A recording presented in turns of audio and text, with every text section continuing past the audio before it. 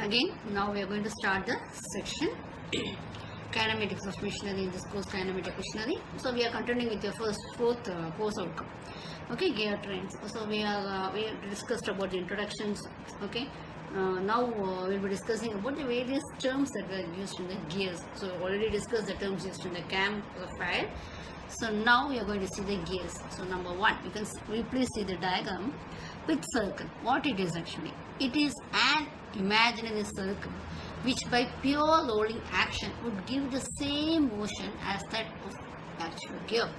It may be an imaginary circle, okay, which by rolling action would give the same motion as that of the actual gear, right? Next one, some terminologies will be same as that of the cam. What we already see, pitch circle diameter is the diameter of the pitch circle. The size of the gear is usually specified by the pitch circle diameter. It is also known as pitch diameter. You please see this diagram, you can see it. Okay, so the pitch circle diameter. So this is an imaginary circle. So we are measuring so of that particular circle that we is called as a pitch circle diameter. Next one, what is the pitch point? See, it is a common point of contact between two pitch circles. Next one, pitch surface. You can see here what it is, where it is here, right? The pitch surface, and that is the pitch circle. Here you can see this is your pitch circle, and this radius, the diameter that you can't see here, but this pitch surface, what is the pitch surface is? It is the surface of the rolling disc which the machine gears have replaced at the pitch circle.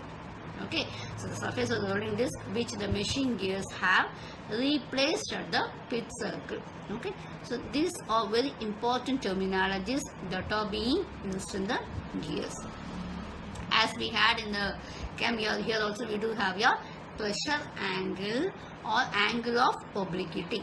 Okay, so here what you can say about this, it is the angle between the common normal to two gear teeth at the point of contact and the common tangent at the pitch point. Okay, how it will be indicated? It will be indicated as how it is, by pi. Okay, so by pi. So that will be indicated by pi. So the value will be 14.5, between 14.5 and 20 degree. So this we are discussing about this pressure angle of your gears. Okay, next one.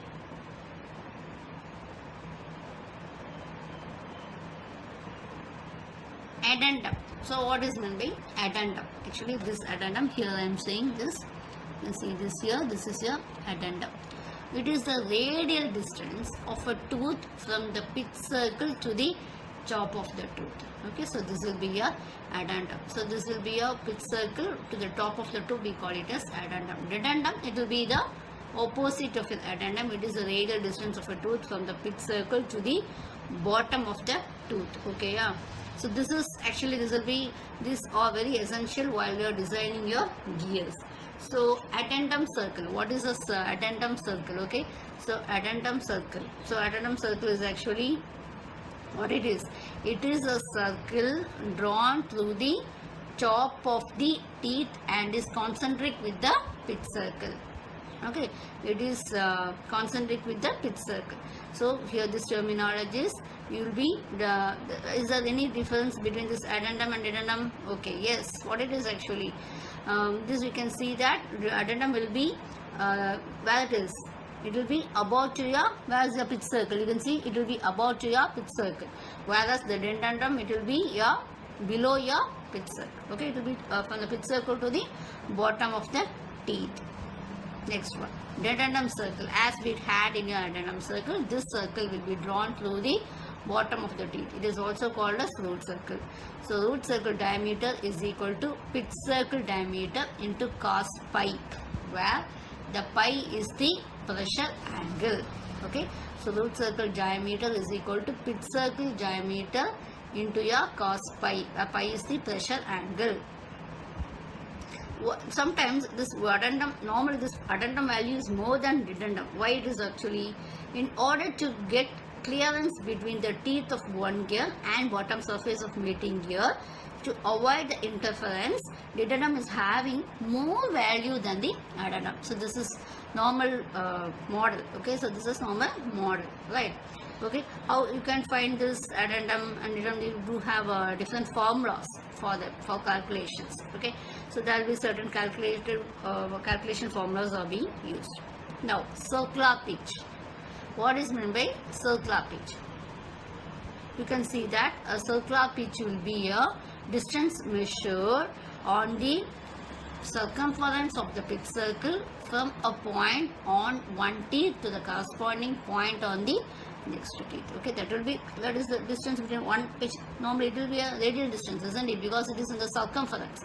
So we have the circular pitch is equal to pi capital D divided by T, where capital D is the diameter of the pitch circle and capital T is equal to number of teeth on the wheel. A little consideration will show that two gears will mesh together correctly if the two wheels have the same circular pitch.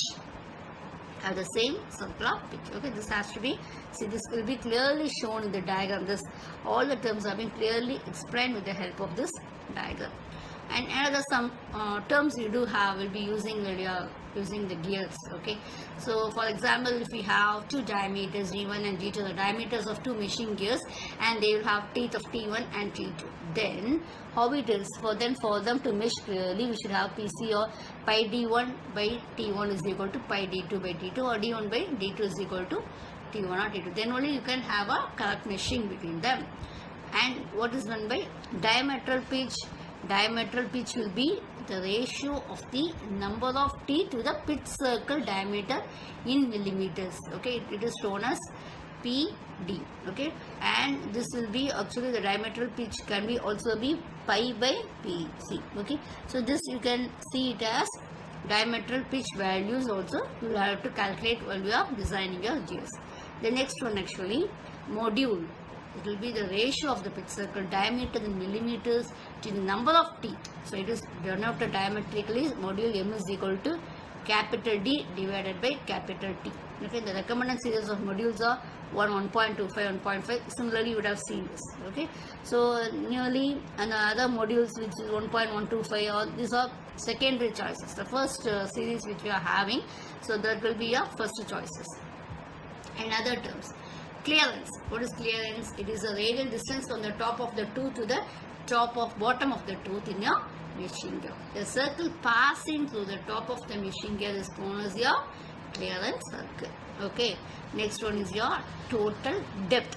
It is the radial distance between the addendum and the dedendum circles of a gear. So it will be equal to the sum of the addendum and the dedendum. So that will be the total height.